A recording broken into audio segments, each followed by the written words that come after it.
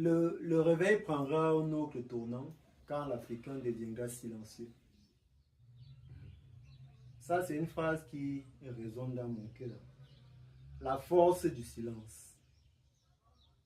Ah, bonjour, mon frère.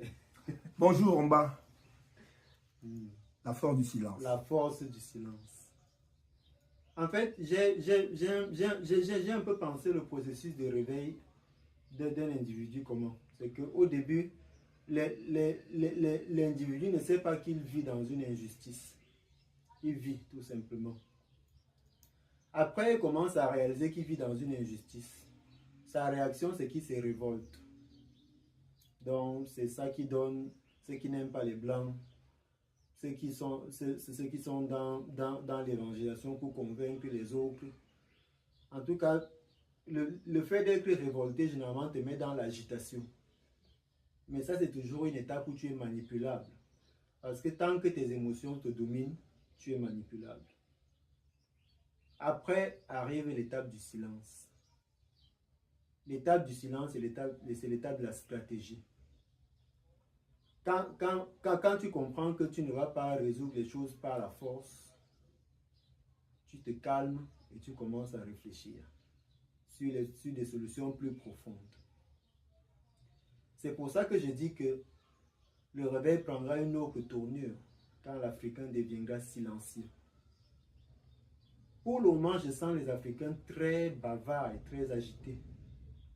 Donc, il y a la catégorie des endormis qui veulent juste kiffer la vie, danser, boire.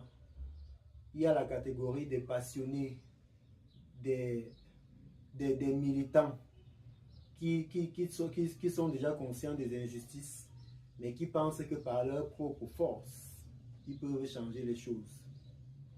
Beaucoup s'arrêtent souvent à cette étape et beaucoup abandonnent. C'est pour ça qu'on entend souvent beaucoup dire les Africains, vraiment, c'est pas la peine, quoi. On ne peut même pas les aider. Vraiment, je suis allé, j'ai investi tout mon argent, j'ai tout perdu. Je suis allé, ils sont toujours prêts à poser des actions parce qu'ils pensent que c'est son action là qui va changer toute la situation. Donc, beaucoup sont désillusionnés, tu vois, parce que ils se sont agités et ça n'a pas porté du fruit. Et puis, moi, je nous attends dans l'étape du silence.